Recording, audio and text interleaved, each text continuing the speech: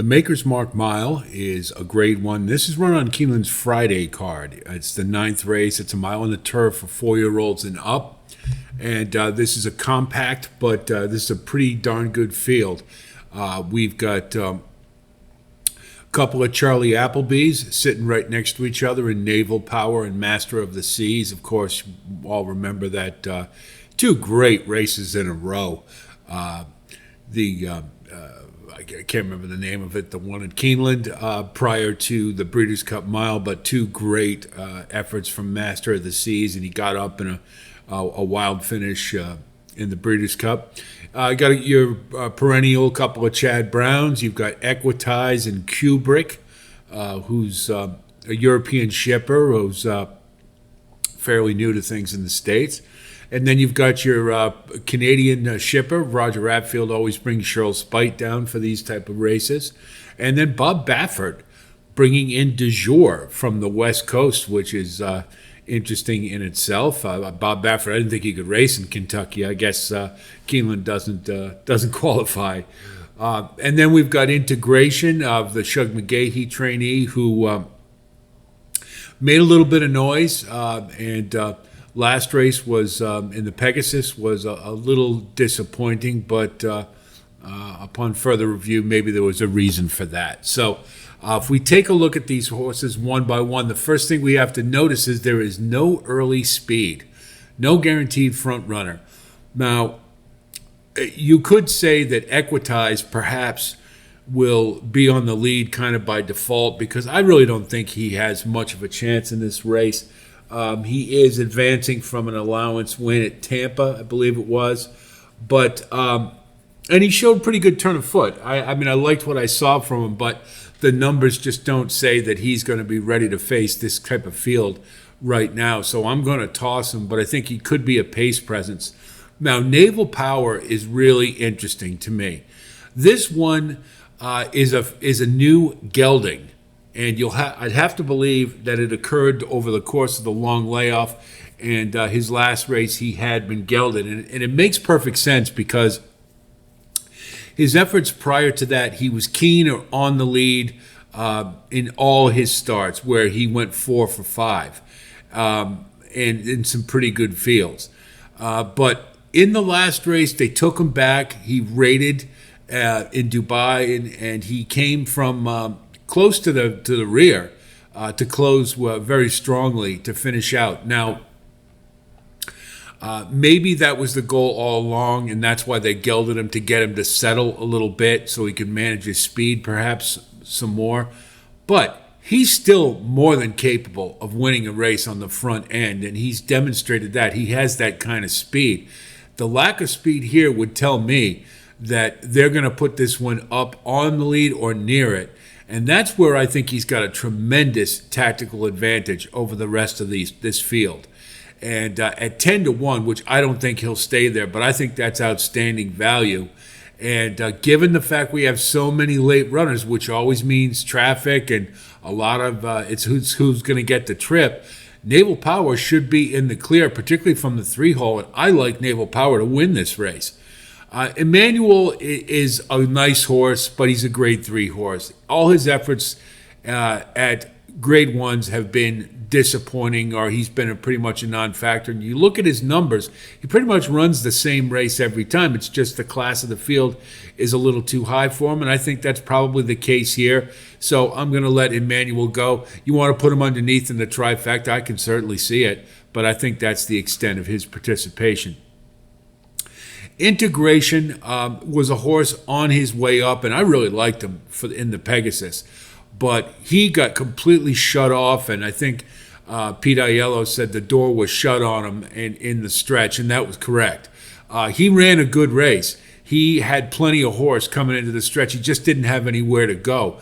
Now, you got a smaller field here, and he'll be towards the outside, so he should be able to find his way and make his own trip okay. And this one, I think, is if you're going to pick an American to upset the apple cart, I think Integration fits the bill here. I like Integration in this race, but probably more underneath.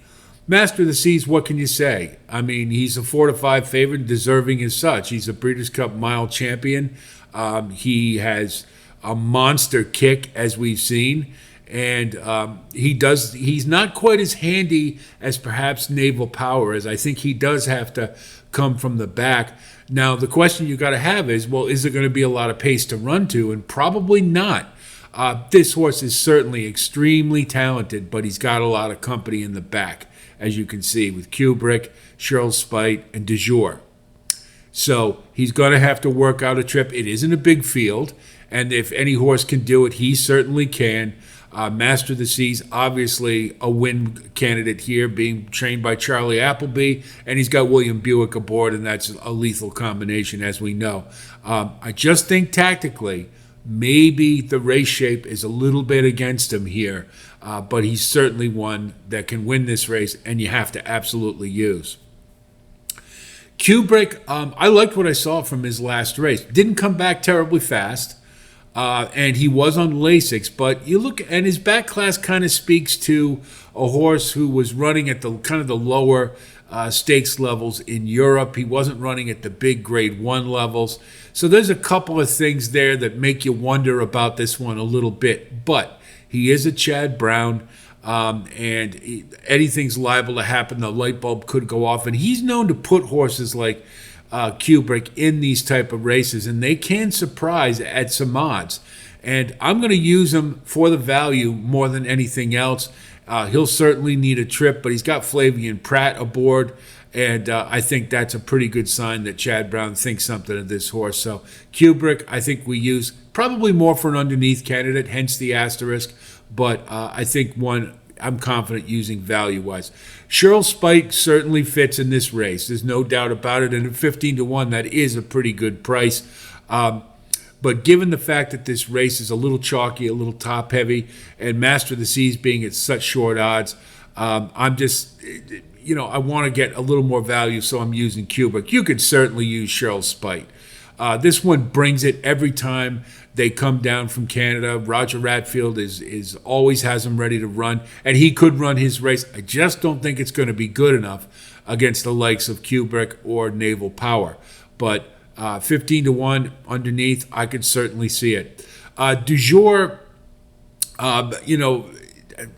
he's never run. He's only run one race that I can see outside of California, and that was at Kentucky Downs. Now, obviously, Kentucky Downs, say what you want about it, but I'm going to imagine that it's probably a deeper turf track than he gets out in California, and he's probably going to have a deeper one here at Keeneland. In fact, he definitely will. And I just wonder if maybe that saps the effectiveness from this one. In any case, if you rank him amongst the closers, he's probably maybe third or fourth.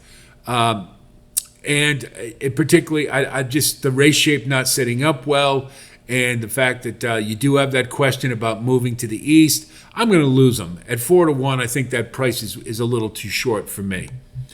So we take a look at a wagering strategy. I'm going to roll the dice. I'm going with Naval Power. I think tactically he's going to be in excellent position, and this one does have a lot of back class and can win on the front end. And if we can get anything close to 10-1, that's outstanding value.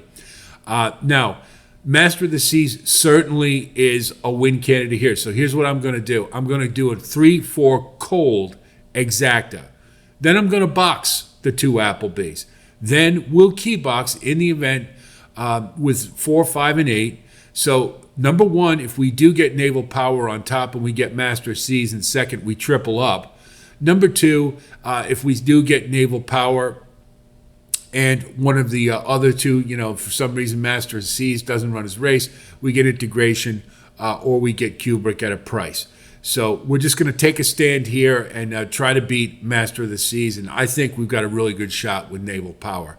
Trifecta, we're going to do a 3 with 4 with 5, 8. Then we're going to go 3-4, 3-4 with 5, 8. And then we'll go 3-4 with 5, 8 with 3-4. So in some respects, we have a little better shot at hitting the trifecta than we do the exacta. In any event, given when you got a 4 to 5 horse in this race who is a very strong candidate to win, we've got to find a way to create some value.